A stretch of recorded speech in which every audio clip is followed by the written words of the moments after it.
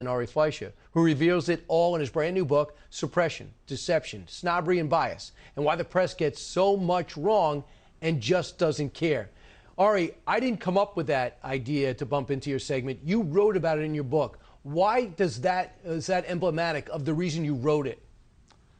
Brian, I began my book with that segment because it captures everything wrong with the media. They look down on this country.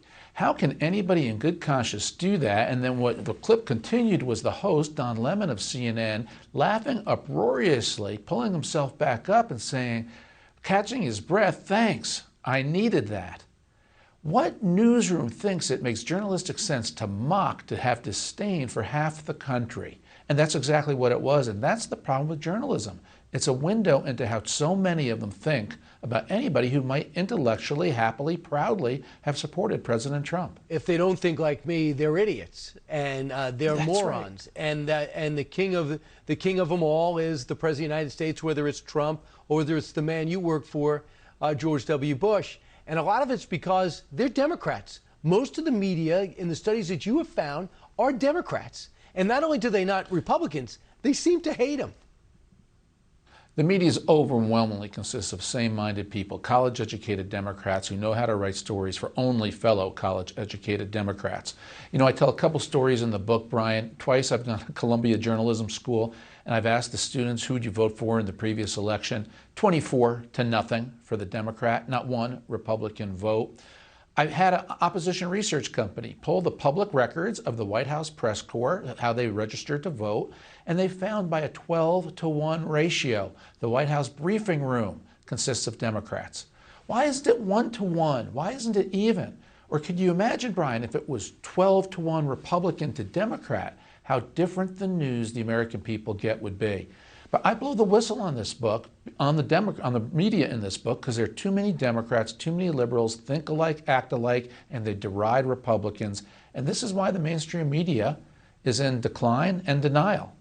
Yeah, it's pretty amazing how few people are watching. Our ratings have gone up 12%, but if you look at the other networks, they've lost almost half their audience. People are showing their revenge by not watching. So Joe Biden gets elected President of the United States. Obviously, every newsroom, 97%, are elated. They're happy. So elated, NBC takes a shot of fireworks. You point this out in your book. Let's bring it to life. Or take London. Fireworks were set off, celebrating the historic win. Let's take this in.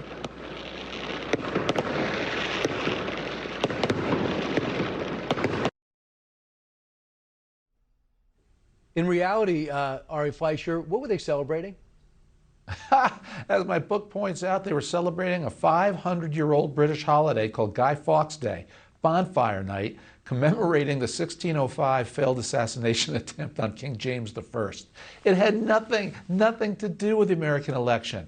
But when you work in a newsroom where you're surrounded by everybody who thinks there's something wrong with Trump, you think the whole world thinks there's something wrong with Trump. So, of course, fireworks were to celebrate Trump's defeat.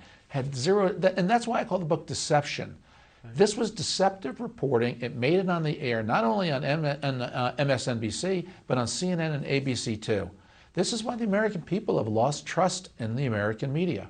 No question. You talk about Nikki Haley getting told that she spent $52,000 on curtains for the ambassador suite when everyone's cutting back.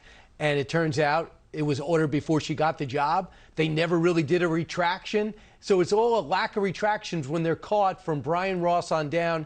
And lastly, just real quick, Ari, what role does that play in the divided America we see right now?